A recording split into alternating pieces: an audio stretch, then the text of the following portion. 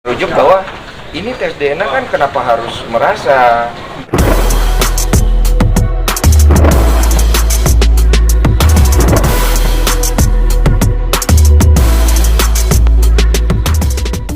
Orang nggak bisa lewat, nggak apa-apa.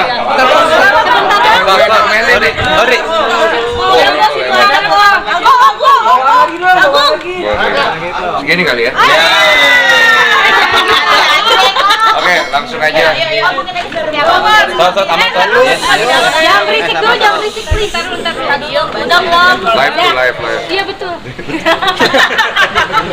Ini juga udah live nih. Iya, siap. Gimana? Iya, udah ada seperti apa? Berapa pertanyaan? Tadi kita ditanya 23 pertanyaan. Terus mengenai kronologi, terus juga yang terkait apa saja, beserta dengan barang bukti apa. Semuanya sih lengkap ya, tadi Pak ya.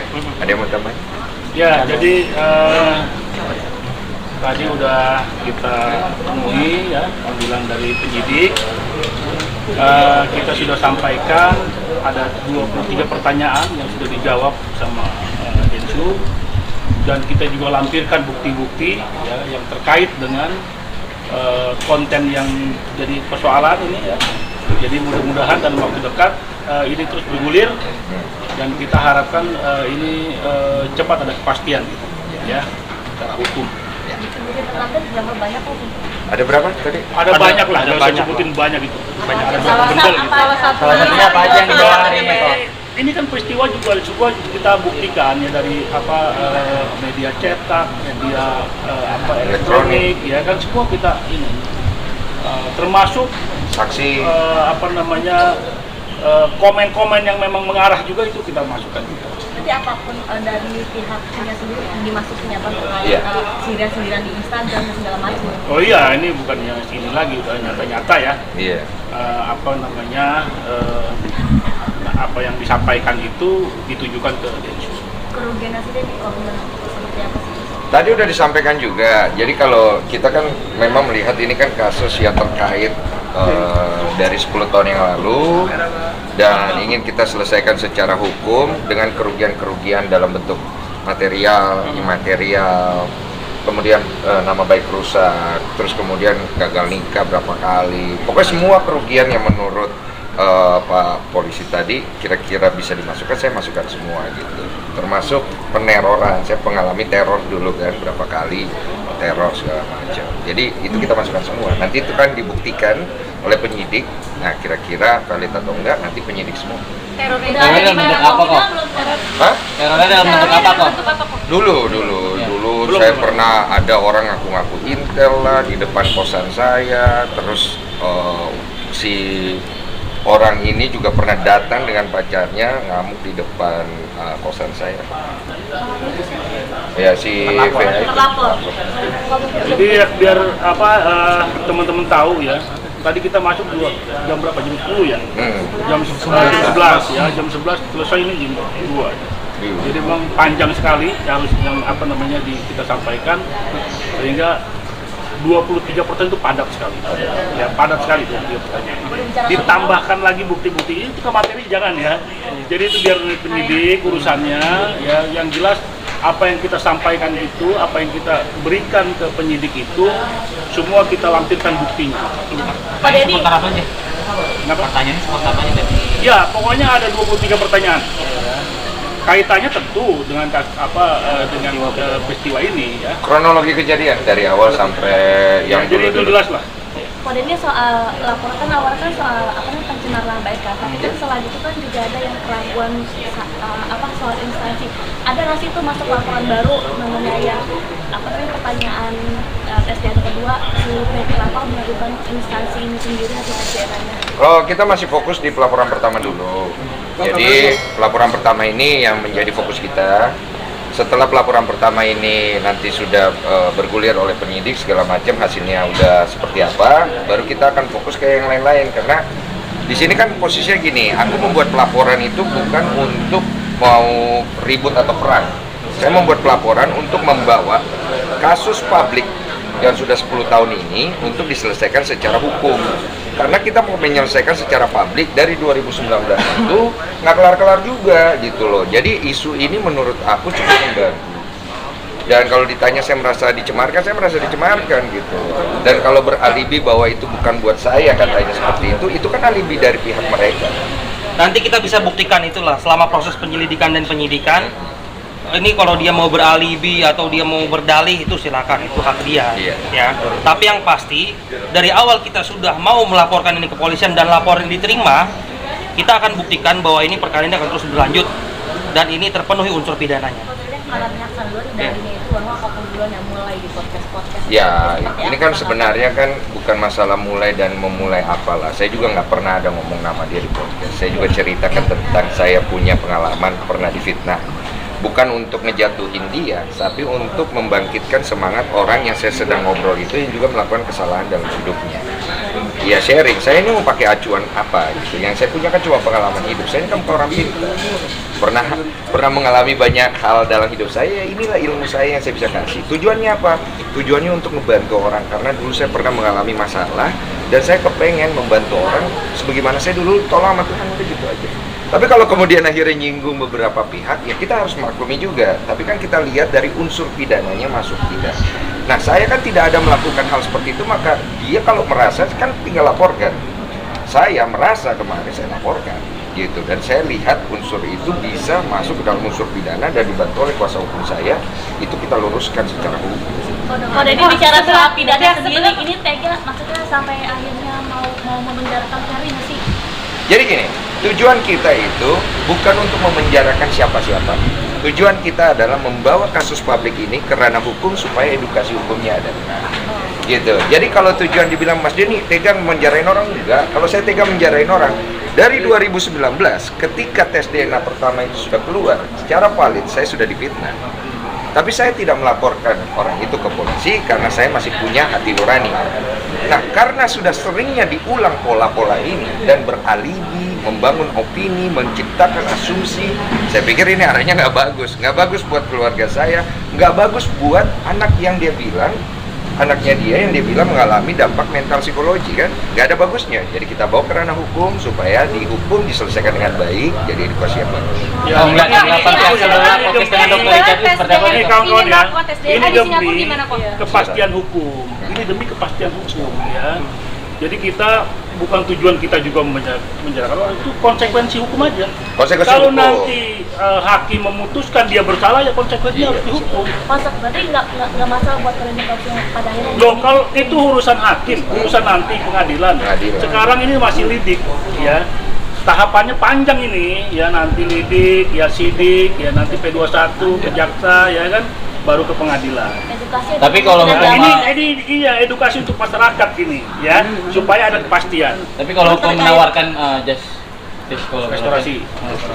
Biasanya Itu, nggak bicara. itu tahapan itu pasti ada. Cuma hal itu sudah kita lalui dari 2019.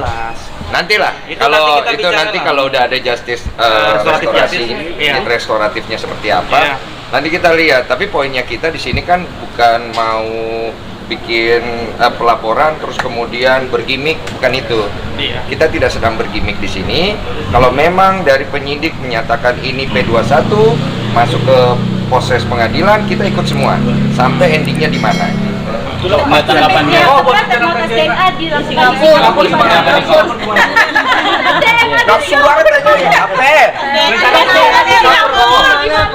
Ya diatur aja. Kan babangnya sudah ngomong, wah. Kan saksi kalian loh saksi. Jadi kan udah oke aja. Mau di mana aja boleh. Sudah ada tanggalnya belum sih? Oke, tanggal sekian kita berangkat ke Singapura. Saya nggak pernah dikabar-kabarin apa-apa. Saya Belum ada capek. obrolan sama pihak sana belum?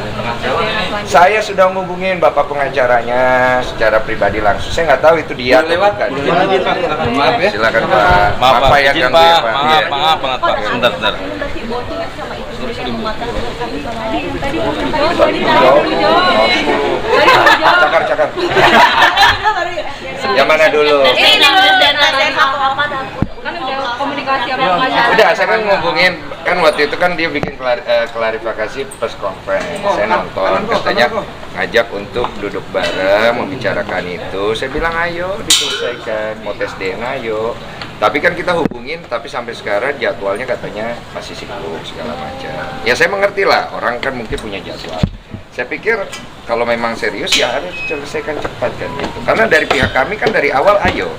mau jam itu, jam ini, jam apa. Tapi akhirnya kan dari perkataannya merujuk bahwa ini tes DNA kan kenapa harus merasa, ini kan belum tentu buat Denny Sumargo, bisa saja buat orang lain. Saya pikir kok arahnya di publik jadi ngawur gini. Jadi kita pikir ya sudahlah, dilaporkanlah secara hukum biar jelas apakah masuk unsur pidananya atau tidak. Oke. Dan kemudian masalah tes DNA ini, kalau dia merasa bukan buat saya, ya sudah nggak usah tes DNA. Nanti kalau dari pengadilan memutuskan ada tes DNA lagi, kita ikut pengadilan aja. Beres kan? Gitu. Karena kan dari gue pribadi, dari awal dia meminta tes DNA secara publik untuk adu ayam lah istilahnya, adu publik gitu kan oke. Tes DNA pertama aja gue yang nyari, ayo tes DNA segala macam untuk menyelesaikan masalah ini. Gini loh, satu orang pengen nyelesain masalah, yang lain tidak terlihat ingin menyelesaikan masalah, tidak akan selesai masalahnya. Dan kalau tidak dipayungi oleh hukum, tidak ada tengahnya ini, nggak kelar-kelar ini barang, capek gitu loh. Yang untung kan kalian ya. Apa itu? Nah, bonding. Bonding dengan itu seperti apa sih? Bonding kamu dengan aku? Dengan adanya kasus ini. Ya bonding baik-baik saja. Istri juga terlihat sangat support banget.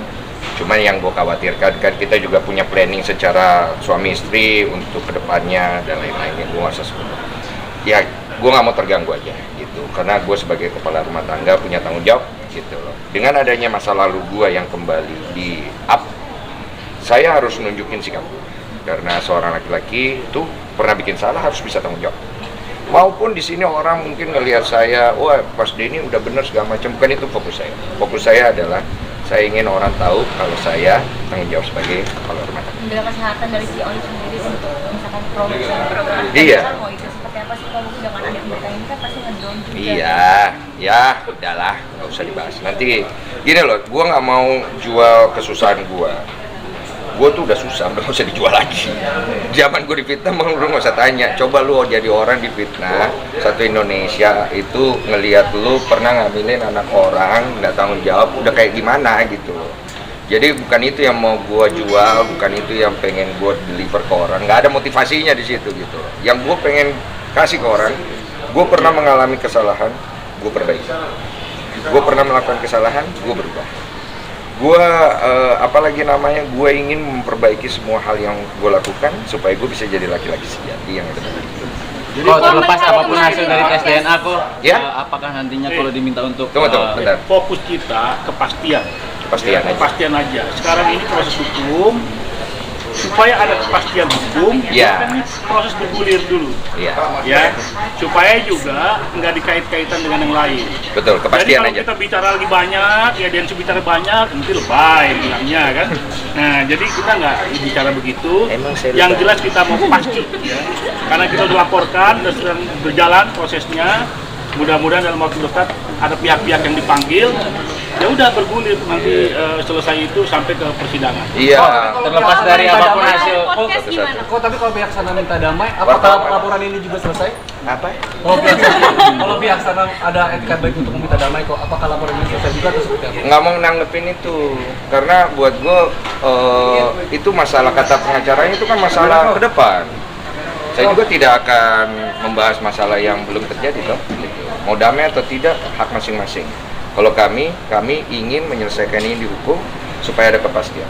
Kok terlepas dari hasil tes DNA, ya kan? Saat sebelum pihak mereka kan preskon nih, seolah-olah bicara tentang nafkah terus. Apakah terlepas dari hasil DNA iya atau tidak, anak tersebut akan dinafkahi juga kok jika diminta? Siapa yang minta nafkah?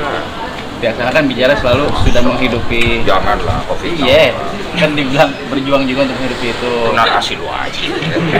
Gimana nih kok? Ini gue tolongin lo orangnya. Iya. Itu urusan dia. Masalah nafkah itu urusan lain. Gue kan dari gue pribadi nggak ada berkeberatan. Gue bilang dari tes DNA pertama. Kalau anak saya tanggung jawab. Kalau bukan, jangan kok paksa saya jadi saya. Sekarang lu tahu semua komentar pengen jadi anak gua. Semua tiba-tiba punya lesung pipi. DM gue isinya itu semua. Lu tanggung jawab. Oh ini kan nggak terbukti ya kalau Kayak anak gue nih. yang ini. Pak, ini kan nggak terbukti kalau ada kok Densu nih. Mungkin kok tahu nggak sih sebenarnya siapa sih kok? Oh, saya nggak tahu, itu saya nggak mau campur ya. Karena yang lebih tahu kan pasti seorang ibu. Kan banyak yang tulis komentar, wah saya yakin itu anaknya Densu karena seorang ibu tidak akan salah. Waduh, ya tanya ibunya. Sekarang kan hasil tes DNA yang pertama bukan saya gitu loh. Tapi tes DNA yang lalu itu dimasukin ke bukti. Iya, masukin bukti. Hasil tes DNA. Merasa bahwa pihaknya Ferry itu kayak kabur-kaburan, nanti dihubungi nggak bisa, terus diajak damai atau apa gitu, nggak ada respon segala macamnya kayak gitu. Kamu ngerasa gitu nggak? Bertanya sendiri. Aku boleh dong bertanya balik. Tahu ditanya. Aku ngerasanya dia kayaknya lagi capek. Udah itu aja sih. Kok kemarin kan habis podcast bareng Dokter Richard itu kan sempat digabungin via telepon dan gimana itu kok? Kamu begitu emosional sih kok. Gue diteriakin wah. Iya. Ketakut. Aku langsung takut gitu loh. Iya, waktunya aku cuma tegas aja. Mau tes DNA ayo gitu. Mau ketemu duduk bareng ayo. Podcast ayo. Mau apa sih? Nggak ngerti gua. Kemarin kan di podcast Dokter Richard sendiri kan justru dia katanya malah nunggu di basement gak berani naik untuk ngobrol langsung sama Dokter Richard. Oh itu tanya dia. Kalian tuh jangan wawancarain gue mulu. Oh hanya gue bisa ketemu. Ya, karena saya ingin pansos. Saya suka exposure ini. Rumah juga susah kok. Kalau si Dokter Richard ini tes DNA itu kecil banget kesalahannya, cuma 0,01%. 0,01. Dan kemungkinan sebenarnya tidak perlu ada tes DNA. Ya memang sebenarnya tidak perlu ya Pak ya ada tes DNA gitu. Karena tes DNA itu sudah valid, dia itu ada legalitasnya. Kalau ingin ada tes DNA secara hukum, itu tes DNA itu harus dibuktikan dulu dibawa ke hukum. Makanya kita bawa nih. Kemudian hakim juga akan melihat kevalidan daripada tes DNA ini, dia akan memanggil pihak-pihak yang melakukan. Dan kalau memang tes DNA ini memang sudah sesuai dengan prosedur, kalau apabila ingin dilakukan tes DNA kedua, itu harus bisa buktikan dulu ini benar atau enggak, udah di situ aja. Jadi yang pertama juga kan nggak ada kewajiban sebetulnya. Ada kewajiban. Cuma kan yang dipakai buat konten terus sama dia, diungkit terus ya kan. Nah kita bertanggung jawab supaya ini sama-sama lah kita tes DNA. Gini, saya tambahin. Ya kan? Yang pertama itu benar kata Pak Anwar, nggak ada kewajiban.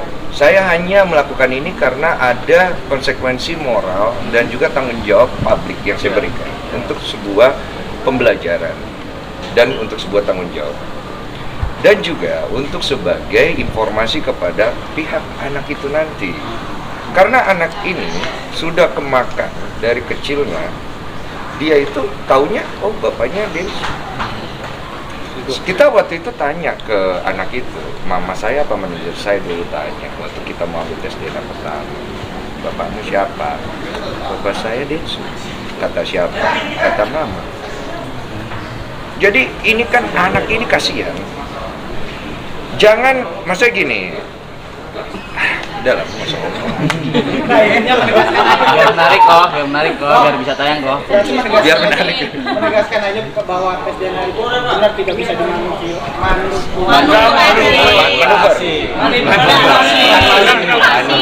Ya memang tes DNA itu tidak bisa simulasi. Tidak bisa dimanipulasi. Kalaupun bisa terjadi harus bisa dibuktikan. Karena ini kan berangkat dari sebuah legalitas. Ini bukan gini loh. Kita tuh tes sakit. Diagnosa ini kemudian, wah saya nggak percaya, saya yakin badan saya tidak begini. Saya pergi ke dokter lain untuk didiagnosa. Ini bukan penyakit. Itu baru second opinion.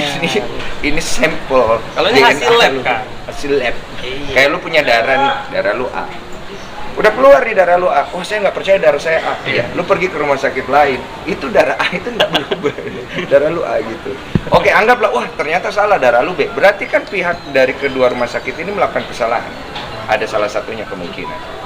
Perang lagi, kan? Berita lagi, gitulah. Udah ya? Oke. Baik yang buat pihak sebelah nggak usah melakukan tes DNA lagi, ini tuh banyak banget. Iya. Banyak yang mendukung saya tidak melakukan tes DNA lagi, saya tahu.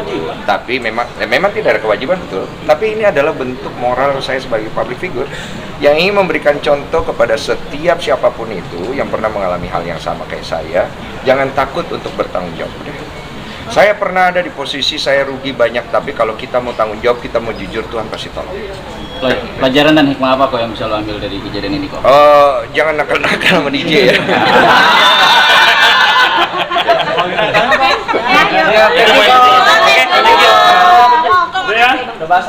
Depan. Cukup ya. Terima kasih ya teman-teman.